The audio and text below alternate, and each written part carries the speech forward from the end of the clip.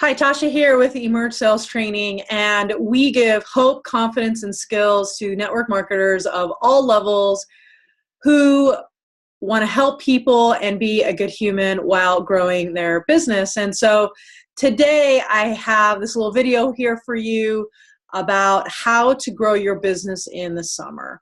So I have noticed that a lot of our students and clients are like, the summer is coming, the summer is coming, like, it's going to go down in the summer. It's going to go down, right? Like that line of thinking. And I just don't buy it so much. When I was in college, I sold Cutco knives, and the week of July 4th was our biggest sales week of the year. And let me tell you why. Because we told everyone it would be. And there were certainly some techniques and some execution, which I'm going to go over, but so much of sales and leadership success has to do with what we believe is going to happen, because our belief in what's going to happen impacts our actions. And so there really is no good month to sell, and there's every month is a good month to sell, right? So let's walk through the months of the year. January is a bad time to sell because it's right after Christmas. January is a great time to sell because it's right after Christmas. February is a bad time to sell because it's very, very cold. February is a great time to sell because it's very, very cold and people like to buy stuff and it will cheer them up. March is a bad time to sell because of spring break. March is a great time to sell because people are out on spring break. And we could go literally through every single month, right? April is a bad time because of tax day. April is a great time because of tax refunds. It really has more to do with the individual than anything else. And I think the core reason behind summer sales slumps has a lot more to do with us as individuals not executing the basics than it does have to do with the fact that our customers are having major issues. However, when we are a little sloppy, it highlights customers' resistance. It highlights their issues. And here's an example that I think maybe will hit home for you all. It really hit home for me. So my kids are, they're 5 and 8. My younger one actually turns 6 next month, or in 2 months, in August, whenever you're watching this video. And they're awesome, and they're good kids. And one of the things that we have done since our older one is 2 is we have this little magnet board from Melissa and Doug is the company, if you want to look it up. And it's basically like a job chart. So they have all their jobs, and then they have little happy faces when they do them. So let's say it's show respect, practice your karate, read, whatever. And they have things they need to do every single day. Well, when we're on top of it, our kids are really, really well behaved. But there's been a period recently. Oh, and they also get to turn those little things in, the tokens in for like screen time and such. So it works really, really well, except when my husband and I, Charlie, we are distracted. And so when we're not keeping an eye on just the fact, like, are we even going through each day and putting up the magnets or taking them down? When necessary, everything goes to hell in a handbasket. It just gets crazy. And so they're not putting stuff on, like this one simple discipline of, okay, let's go over here and put up your magnets for the day, which is a leadership discipline.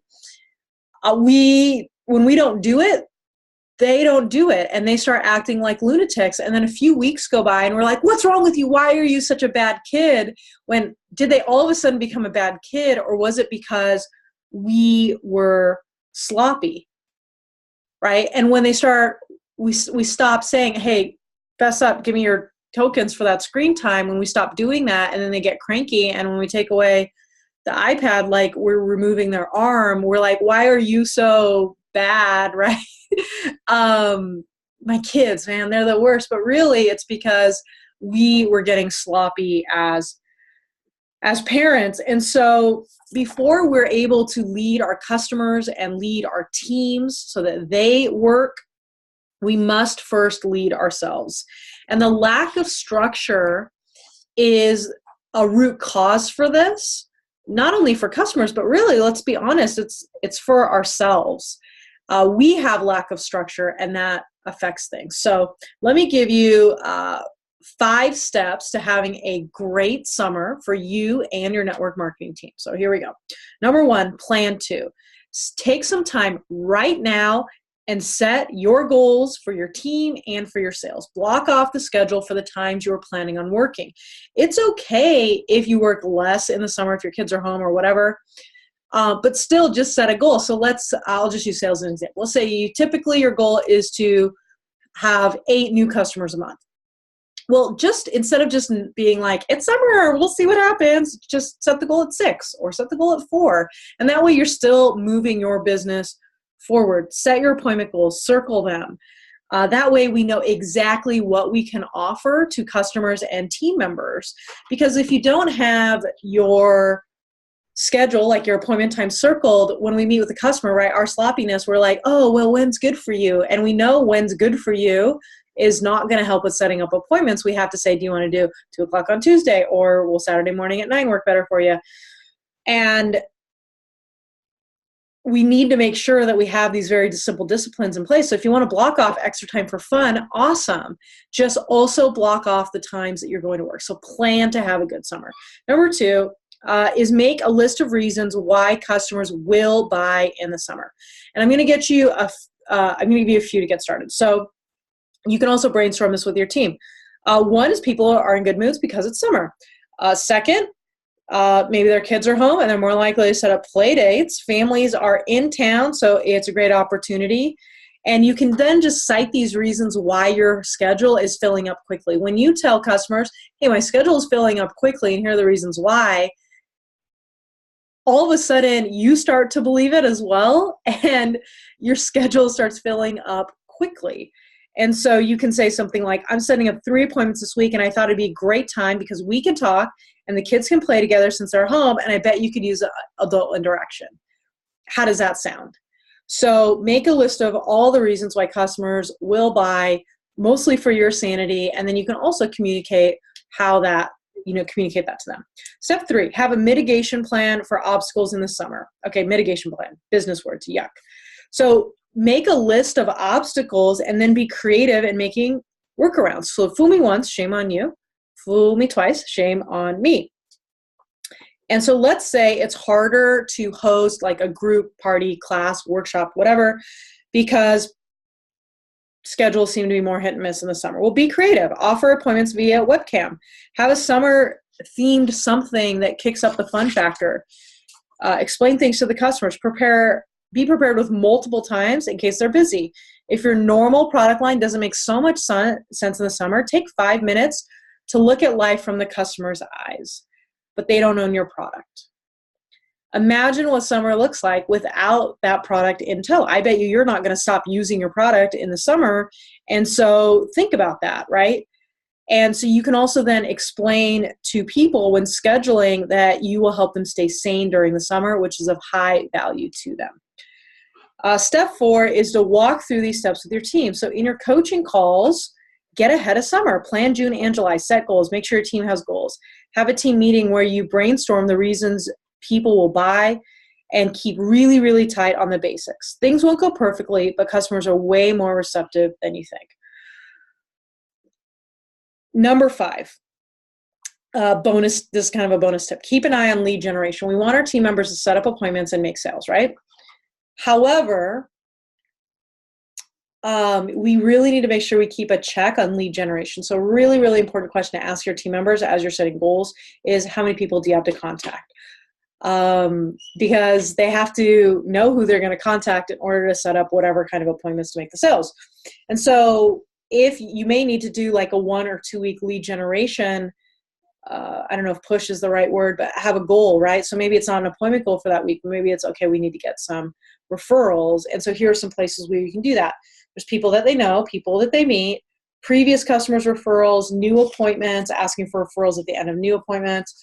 After follow-up appointments, they can schedule an appointment, like a one-on-one with someone, and then say, hey, I don't mind if somebody comes along with you, or if you want to host a little gathering, or vendor events. And if it's hot, maybe there'll be less vendors there. And that might be good for you, a great way to generate stuff. Now, if you don't know how to do all of those things, just leave a comment. We can hook you up with a podcast or a link to, one of the little mini courses that we have that can help flesh that out for you. But those 7 different ways of generating leads that don't really even include, high marketing, right? You could get, 10, 15, 20, 30, if you just focus on that for a week, and then you'd be off and running for the rest of the summer. Now, I want to also just wrap up here with some alternative scenarios to the doomsday ones in your head. That one that's like, no one is home, no one wants to buy, everyone's on vacation. So here's some truth for you.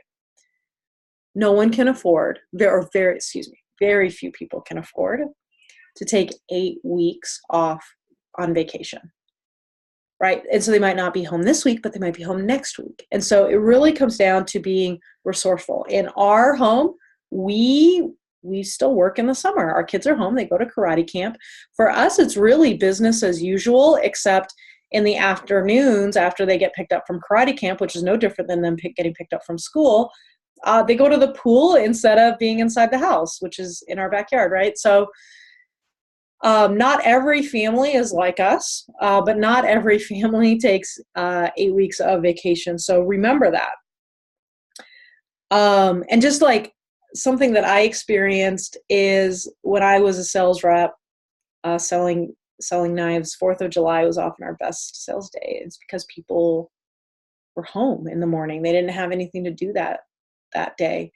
And so when we look at what we do as being a service, right, if you believe in the life-changing properties of your product, then you have a moral and an ethical obligation to get it in the hands in as many people as possible. I mean, it's kind of one of the reasons I'm doing this video. I believe the same thing about what it is that we do.